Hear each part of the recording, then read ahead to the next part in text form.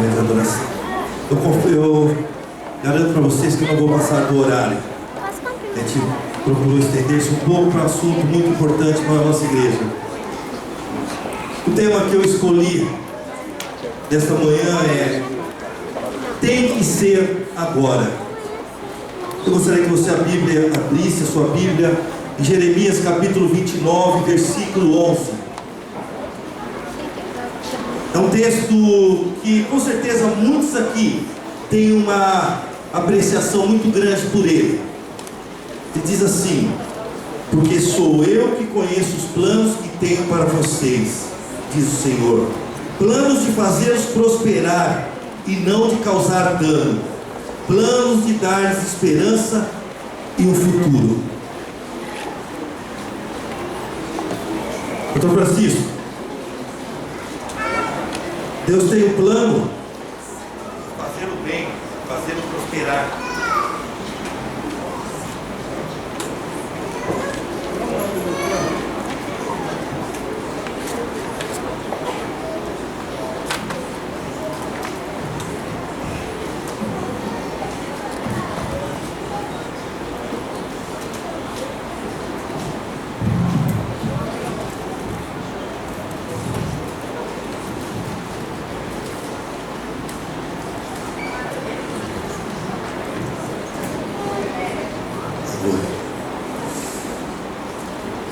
Coisa da tecnologia.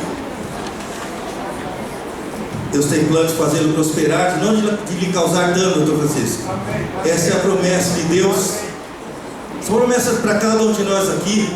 Doni, Deus tem planos de fazê-lo prosperar, de um futuro melhor. Cadê o nosso irmão Pajé? Cadê ele? Irmão Pedro, foi embora? Está lá embaixo, então ele está ouvindo. Deus tem planos de fazê-lo prosperar, de fazê-lo feliz. Alexandre, encontrei Alexandre ali no banheiro. Deus tem plano de fazê-lo prosperar e não de lhe causar dano, mas de um futuro brilhante, de esperança. Queridos jovens que estão na galeria, Deus tem plano de fazê-lo prosperar, fazê-lo crescer, fazê-lo ser alguém útil na sua obra e na sua vida pessoal também. No ano de 457 a.C., Jerusalém foi invadida pelo exército babilônico. Nós ouvimos isso aqui há uma semana atrás, dias atrás, o pastor Oliveira falando. Jeremias, o profeta de Deus, chamado por Deus na sua meninice, para que fosse ali um instrumento para levar as mensagens de advertência ao povo de Deus. Um povo que conhecia os milagres de Deus na sua vida, um povo que tinha conhecimento do que Deus era capaz de fazer para torná-los cada vez maior, porém um povo que rejeitava e desobedecia as ordens de Deus. E Jeremias, conhecido como profeta chorão, vinha sempre clamando: olha, o Senhor tem falado a vocês, vocês não têm ouvido. Olha, o Senhor tem chamado a sua atenção e vocês têm negligenciado. E a mão de Deus vai pesar sobre vocês. Porém o povo não acreditava e não se voltava a Deus. Até que em determinado momento, quando o povo se sentia muito seguro, estavam bem financeiramente, estavam bem com a família, estavam bem nos negócios, conheciam tudo, sabiam que Deus sempre dava um jeito. Mas um dia Jeremias fala: olha, a casa caiu, o exército babilônico vem aí, mas nós temos nossos parceiros que estão nos ajudando, nos apoiando. Deus já colocou a mão sobre eles também. E nós sabemos a tragédia que foi a invasão do exército babilônico a Jerusalém. Foi cruel, destruíram tudo. Todos que tentaram enfrentá-los foram destruídos. Aqueles que não reagiram, foi sequestrado e levado em cativo. Vocês sabem, vocês têm ouvido falar o que é ser cativo, não é? Quando a gente ouve alguma reportagem sobre cativeiro, as as pessoas ficam barbarizadas, as pessoas ficam aterrorizadas, elas pensam que naquele momento elas serão exterminadas da terra. O seu algoz coloca a arma na sua cabeça, ameaça e fala um monte de coisa, faz uma pressão emocional. Ser cativo é uma coisa terrível. Quem já foi sabe o que é. Eu nunca fui, mas eu já ouvi muito. O povo de Deus foi levado cativo. Porém, Deus falando a Jeremias, diz assim: Jeremias, só tem uma coisa. No final dos 490 anos, das 70 semanas, eu hei de olhar para esse povo, porque eu conheço os planos que tenho para vocês, diz o Senhor, planos de fazê-lo prosperar e não de causar dano, planos de dar-lhes esperança e um futuro. Meus queridos, eu não sei quantos de vocês, nesse mundo louco que nós estamos vivendo, tem clamado ao Senhor pelas suas bênçãos. Nós cantamos agora atrás, uma música que diz: que tempo já faz que você não anda com teu Deus? Que tempo já faz que você não abre a sua Bíblia para ver o que Deus está orientando para a sua vida emocional, sua vida material, os seus planos? Que tempo já faz que você não se ajoelha e clama a Deus as bênçãos dos céus? Essa música é uma música muito profunda. Essa música é uma música que fala no nosso coração, porque está dizendo para mim e para você que alguma coisa está errado na sua e na minha vida. Jeremias clamava, chamava a atenção do povo, o povo não olhava. Será que esse povo tem alguma característica com o nosso povo atual? Será que estamos diferentes da situação daquele povo? Mas Deus, na sua misericórdia, mesmo permitindo que aquele povo fosse levado cativo, tinha um plano de prosperar para ele. E esse plano é para mim e para você hoje. Para você que é pai, mãe, tem estado preocupado com o desenvolvimento dos seus filhos, tanta coisa ruim por aí. Deus tem um plano para a sua vida, de prosperar, de um futuro, mas não de lhe causar dano. Precisa se voltar a Deus e clamar a Ele para que Ele esteja à frente da sua vida. Para você que é líder, Deus tem um plano para que você prospere. Ser líder nos dias de hoje não é fácil, a cobrança é muito grande. Porém, ser líder nos dias de hoje é andar a segunda milha. E aqueles que não querem andar a segunda milha vão ficar limitados às coisas comuns que a sociedade hoje tem imposto. Deus tem chamado você que é líder para andar a segunda milha, para fazer mais do que está sendo feito. Sim, tudo é voluntário, nós estamos aqui para servir, mas estamos aqui para servir porque reconhecemos que Deus foi capaz de transformar a nossa vida. E Deus está chamando você, líder, faça o seu melhor, porque eu tenho plano de fazer prosperar o seu trabalho em prol de outras pessoas. Fomos chamados para ser líderes, reparadores de brecha. E você que é filhos e filhas, Deus tem falado a mesma coisa para você. A marca dos filhos e filhas normalmente é a rebeldia. Muitas pessoas olham para os filhos como rebeldes, mas Deus tem chamado filhos e filhas para prosperarem na sua obra, na sua causa. Deus tem um plano brilhante para você na sua vida emocional, sua vida profissional, mas precisa se voltar para esse Deus.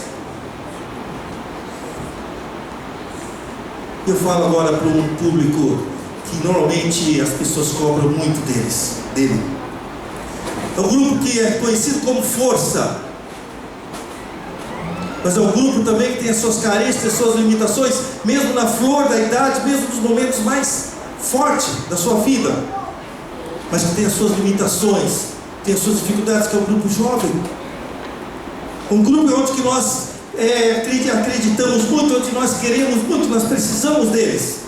E Deus olha para os jovens e fala: jovens, está na hora de você tomar algumas decisões, está na hora de despertar o gigante que está dentro de você, está na hora de você discutir a relação.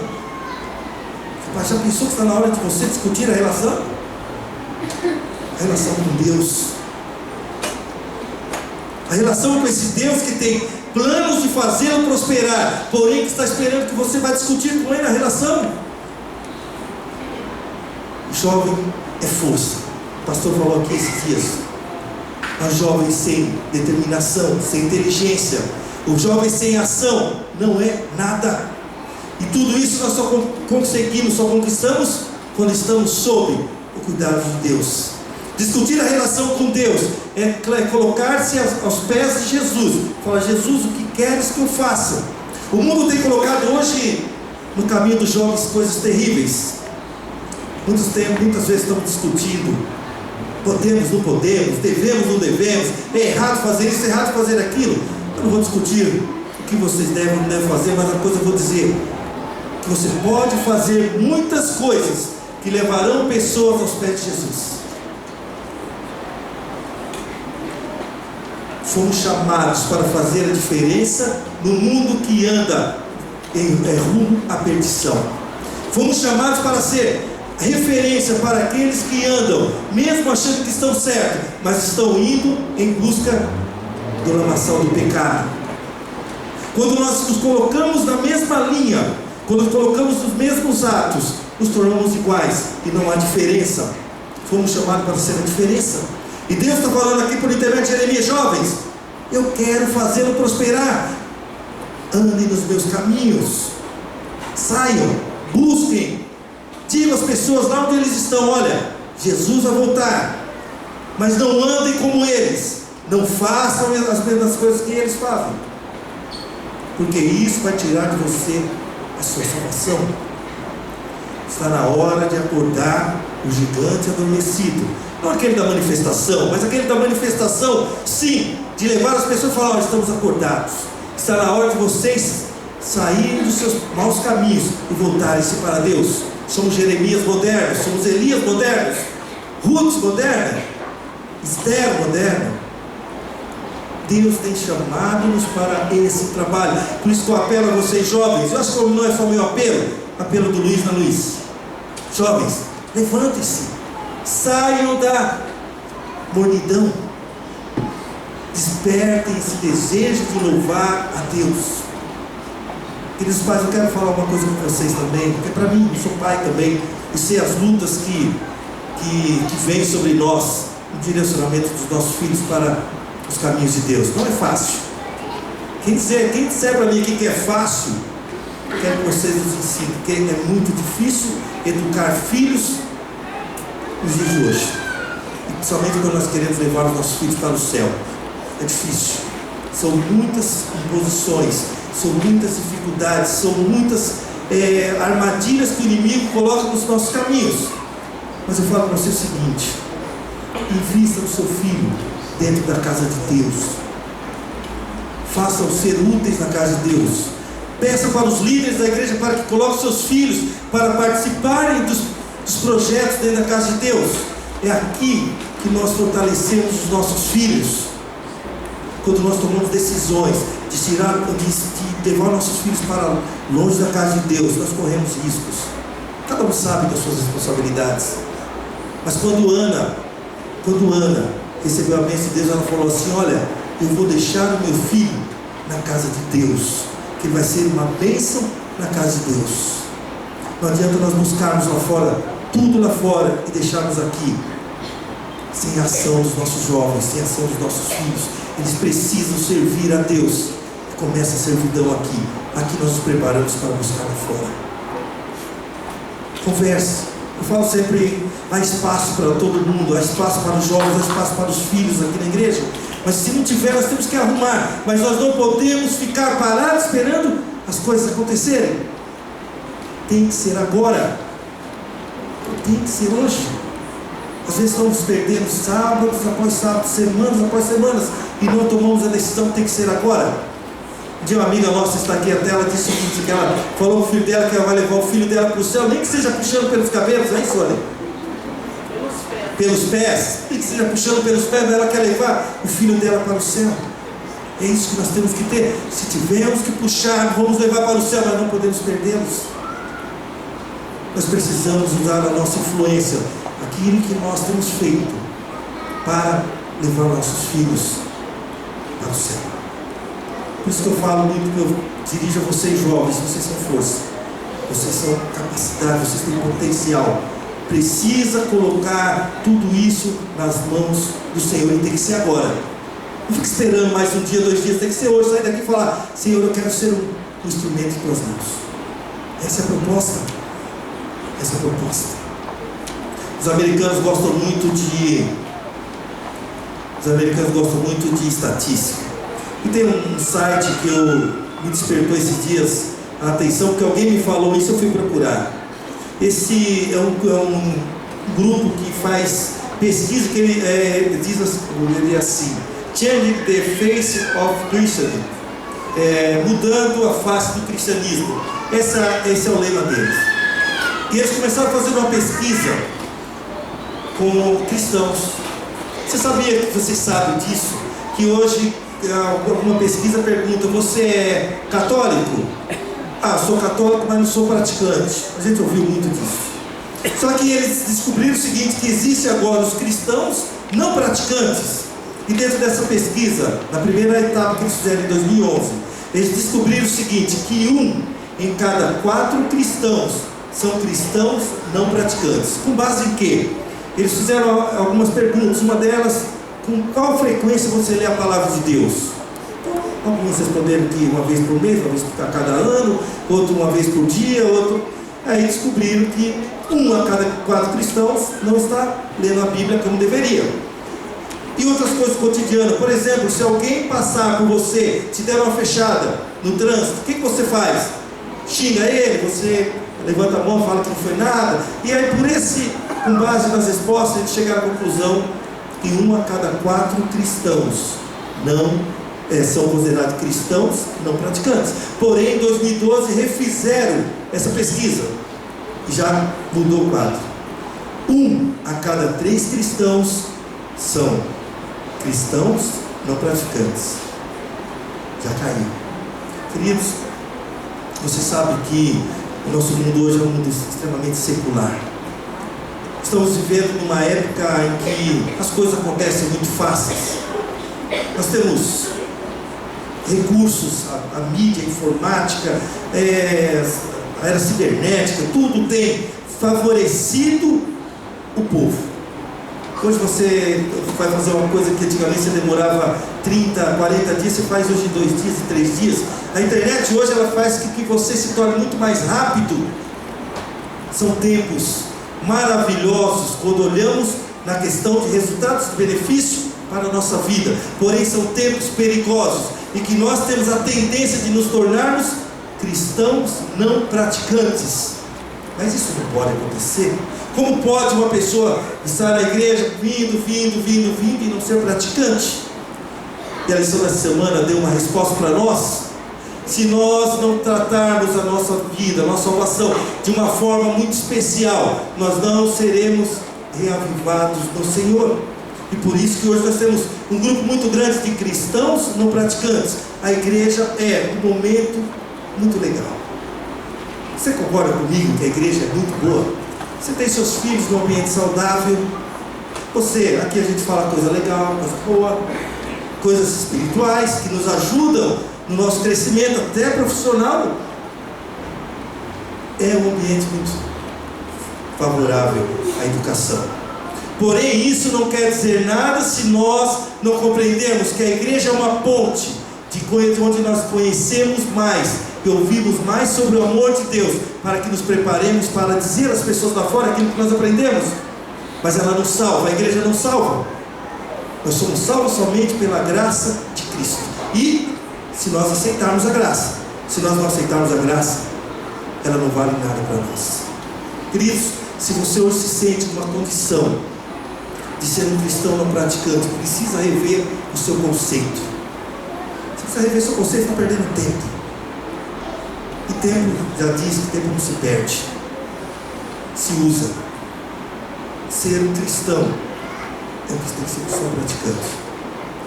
Essa é a proposta.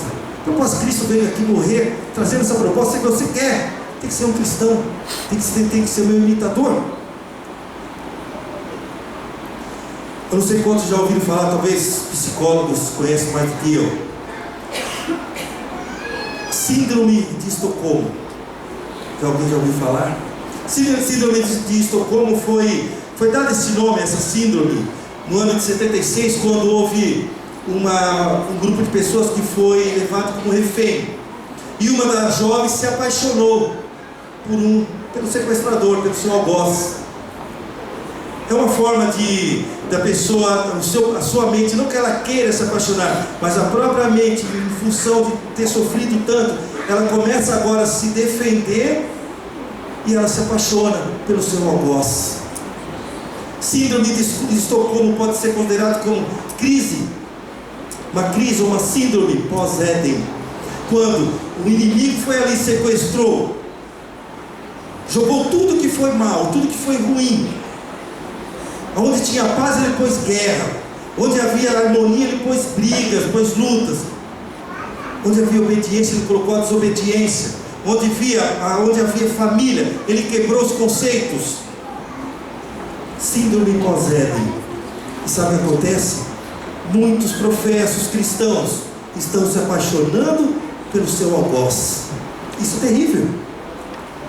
Muitos professos cristãos estão se apaixonando pelo seu algoz, dizendo o seguinte: não é tão mal assim. Ele fez a gente sofrer um pouquinho, mas ele tem nos dado tantas coisas boas. Ele me deu água, ele me deu uma coisa boa, ele me deu... Cuidado com essa síndrome, ela é perigosa. Se apaixonar pelo seu algoz, o inimigo das almas, o inimigo de Deus, é um perigo que vai tirar a minha e a sua salvação, se nós não voltarmos atrás. A mídia está aí, influenciando a todo mundo. A minha mídia tem sido terrível. Ela tem sido aquela que determina os passos em que a sociedade deve seguir. Nós somos influenciados, direto e indiretamente, por nossas vestimentas, no nosso palavreado, nossa forma de agir, nossa forma de se relacionar com as pessoas. E tudo isso aí tem causado danos na nossa vida. Por isso que Deus fala: olha, eu vim para te dar alegria, eu tenho planos de você prosperar, não de lhe causar dano. A palavra de Deus não causa danos. É muito importante nós pararmos para refletir sobre isso. A palavra de Deus não causa danos. Se você estiver seguindo alguma coisa que está lhe causando dano, o momento é agora. É a hora de parar. Agora é a hora de refletir. Meu apelo para vocês nessa manhã é que nós saímos daqui não como entramos, ou não como pessoas teimosas, não como pessoas que vieram aqui apenas para ouvir, mas pessoas que vieram aqui para tomar atitudes. Ellen White, no livro Educação, ela diz o seguinte, falando sobre a questão do comportamento dos cristãos, ela diz assim: o caráter de uma pessoa julgado pelo aspecto de seu vestuário, um gosto apurado, um espírito cultivado, revelar-se na escolha de ornamentos simples e apropriados. Ela fala também sobre outros fatores, não só o vestuário, mas outros fatores sobre comportamentos. É justo amar e desejar a beleza. Deus, porém, deseja que amemos e procuremos primeiro a mais alta beleza, aquele que é imperecível. As mais seletas produções da perícia humana não possuem beleza que só possa comparar com a beleza do caráter, que à sua vista é de grande preço. O nosso preço que foi pago por mim, você é muito alto. Valeu o sangue de um inocente, valeu o sangue de um cordeiro que não tinha culpa, mas porém pagou esse preço por mim e por você. Ser um professo cristão hoje, ou ser um cristão não praticante, não vai mudar nada na sua vida, a menos que você se volte para Ele, para Jesus. Jesus deve ser a referência para a nossa vida. Jesus é capaz de tirar a tristeza e transformá-la em alegria. Jesus é capaz de tirar-nos do fundo do poço e nos trazer para um lugar mais alto. Jesus é capaz de transformar um coração rebelde em um coração de paz, capaz de tirar a tempestade da sua vida e torná-la num lugar agradável, onde o sol brilha. Esse é o Jesus a quem nós pregamos. Esse é o Jesus a quem eu e você precisamos aprender a amar. Quando nós olharmos para Ele, nós não discutiremos mais se nós podemos ou não podemos fazer algumas coisas. Estou cansado de ouvir pessoas, isso pode, isso não pode. Para. Olhe para Jesus, você não vai mais perguntar se você pode ou não. Então você vai entender que a chamada que Ele fez para mim e para você é diferente daquilo que você está pensando. Que Deus abençoe a todos. Que Deus nos dê felicidade.